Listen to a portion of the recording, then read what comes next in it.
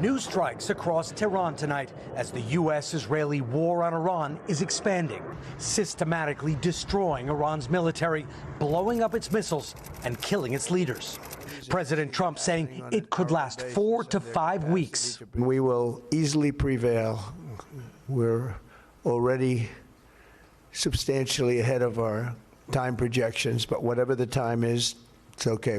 The Pentagon today announcing it's sending more troops and fighter jets to join the operation, which President Trump launched at 3:38 p.m. on Friday. The president directed, and I quote, "Operation Epic Fury is approved. No aborts. Good luck," close quote. But the war is also spreading to new countries with new risks. In Saudi Arabia, drones targeting the U.S. embassy in the capital, Riyadh, a fire breaking out there. A Saudi official telling NBC News there were no injuries. In Kuwait, 3 U.S. fighter jets were shot down and seen plummeting from the sky. The Pentagon said it was friendly fire, that the jets were hit by Kuwaiti missile defense systems. The crews all ejected and survived. In this video, you can see a parachute on the ground and what appears to be an American pilot in the back of an SUV, looking healthy but rattled. As the Pentagon announced, at least 6 American service members have been killed. The Pentagon saying it now has total air superiority over Iran, allowing the U.S. to hunt down the missile launchers Iran is using to carry out attacks, including against Israel, where an Iranian missile made it through air defenses this morning. Prime Minister Netanyahu touring a town where 9 Israelis were killed by another Iranian strike. Iran is not just hitting Israel, but multiple Arab countries. Iranian fighter jets attacked Qatar, but were shot down, according to the Qatari military. In Bahrain, Iranian drones hitting residential high-rise buildings. In Kuwait, the international airport damaged by an Iranian drone strike. And tonight, Iran targeting Saudi Arabia, with damage seen in these oil fields. The Washington Post reporting over the past month, Saudi Arabia's Crown Prince Mohammed bin Salman has urged President Trump to attack Iran, according to 4 people familiar with the matter. And we've learned the U.S. and Israeli strikes were launched on Saturday because intelligence showed Iran's supreme leader would be at a meeting of senior officials that morning, according to 2 sources briefed on the matter. In addition to Ayatollah Khamenei, the U.S. says 49 leaders from the Iranian regime have been killed. Iran has not confirmed all of the deaths. We also projected 4 weeks to terminate the military leadership, and as you know, that was done in about an hour, so we're ahead of schedule there by a lot. While inside Iran, officials say a girls' school was hit this weekend with dozens killed. The U.S. says it's investigating. There have been demonstrations supporting the Iranian regime, but also Iranians celebrating the death of the Ayatollah, his government deeply unpopular among many Iranians. All as President Trump laid out the objectives of the U.S. mission. We're destroying Iran's missile capabilities, and you see that happening on an hourly basis. Second, we're annihilating their navy. We've knocked out already 10 ships. They're at the bottom of the sea. Third, we're ensuring that the world's #1 sponsor of terror can never obtain a nuclear weapon. And finally, we're ensuring that the Iranian regime cannot continue to arm, fund, and direct terrorist armies outside of their borders. President Trump saying Iran walked away from negotiations, but a senior negotiator directly involved tells NBC News talks were making progress and were scheduled to resume. For now, no U.S. ground troops appear to be involved, although the Pentagon is not ruling them out. This is not Iraq. This is not endless. I was there for both. We'll go as far as we need to go to advance American interests, but we're not dumb about it. You don't have to roll 200,000 people in there and stay for 20 years. While Secretary of State Rubio suggesting this operation is about to intensify.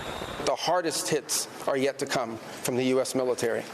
Richard and his team join us live tonight from a bombed-out building there in Tel Aviv. And Richard, Israel and U.S. forces still very much on alert tonight as Iran continues to fire. And now there's a new warning tonight from the State Department. There is, Tom. Good evening. This building was hit by an Iranian missile. One woman was killed. And you can see that even with the risk, even with ongoing attacks against this city, construction crews are here clearing away debris. And the State Department just a short while ago issued a warning to American citizens to evacuate from 14 countries in the Middle East, including Israel, Jordan, Saudi Arabia, and Egypt. Richard Engel with that new warning tonight. Richard, we thank you, and we're learning more about how this military operation unfolded and where it's going from here. Our senior national security correspondent, Courtney Kuby, joins us live now. And Courtney, you have details about President Trump giving the military the final order to proceed? Yeah, that's right, Tom. The first wave of strikes began with Tomahawks fired from Navy ships and long-range precision munitions fired from aircraft outside Iran, taking out air defenses and paving the way for manned aircraft. Next up, B-1 and B-2 bombers began flying in, striking hardened underground missile sites and vertical silos with huge bombs to penetrate deep underground. Over 1,200 targets already hit. President Trump saying a big wave is still to come, and while officials won't speculate, one possibility remains the nuclear program, which so far has not been struck. One U.S. official said the goal of the operation is to hit hard and overwhelm Iran as quickly as possible, ideally in weeks, not months. Tom? All right, Courtney, thank you. Now to the White House, where the Trump administration is defending its decision to attack Iran amid Democratic criticism. Gabe Gutierrez joins us now live from the White House. And Gabe, Secretary of State Marco Rubio speaking to lawmakers late tonight? Yeah, Tom. Secretary Rubio saying there was absolutely an imminent threat to justify this operation. He argues that the Trump administration knew Israel was preparing to strike Iran, and that if the U.S. had waited for Iran to retaliate, Americans would have suffered higher casualties. Still, there has been mixed messaging here. Rubio and Hegseth saying today that regime change is not the goal, although the administration would like to see it happen. Those comments coming after President Trump urged Iranian protesters who recently faced a brutal government crackdown to take to the streets again and topple the regime. Rubio and other top officials expected to continue briefing Congress tomorrow. Tom? All right, Gabe, our thanks to you. And tensions are high once again across the Gulf tonight, with several countries targeted by Iranian attacks, including Dubai, where our Keir Simmons is reporting tonight. Tonight, conflict is spiraling and spreading to Iraq, Lebanon, and as Gulf countries threaten to join this growing war. Iran targeting major cities in the Middle East with hundreds of missiles and drones, including this one in Bahrain. First the buzz, then the blast. Dubai's iconic hotels hit, many Iranian munitions still being shot down today. Here, a burst of smoke beside the world's tallest building, and the moment of impact at another hotel. And I just heard this really loud bang. Alex Bouquet, who runs an American firm, fled to an Airbnb in the desert. We grabbed our passports as well. And we just started driving off. This was Dubai Airport over the weekend and nearby Abu Dhabi. Thankfully, passengers have been evacuated.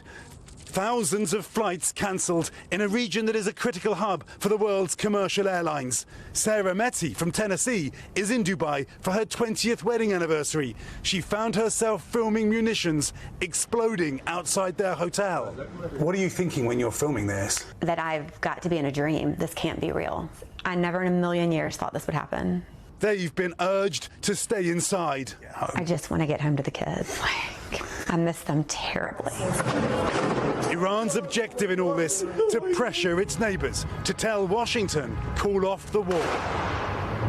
And this is far from over. Keir Simmons joins us live from Dubai. And Keir, I'm being told there are now new attacks in Dubai tonight.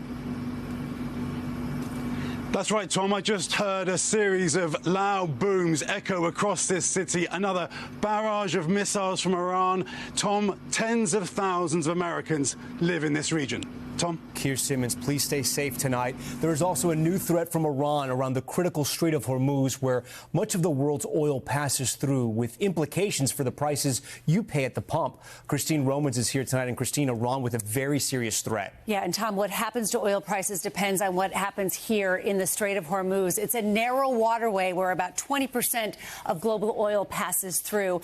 And tonight, Iranian state media is saying Iran will set fire to any ship trying trying to pass through here. You can already see shipping there at a virtual standstill. Oil prices jump today, and every dollar that oil prices rise translates to about 2.5 cents for a gallon of gas. That means, for example, $10 spike in oil, 25 cents at the pump, and American wallets are already feeling this, Tom, these surging oil prices. The national average for a gallon of regular gas today topping $3. Secretary of State Marco Rubio says the administration anticipated this and will announce steps to mitigate it tomorrow. Okay, we'll see what that plan is all about. Christine, thank you. We thank you for watching. And remember, stay updated on breaking news and top stories on the NBC News app or watch live on our YouTube channel.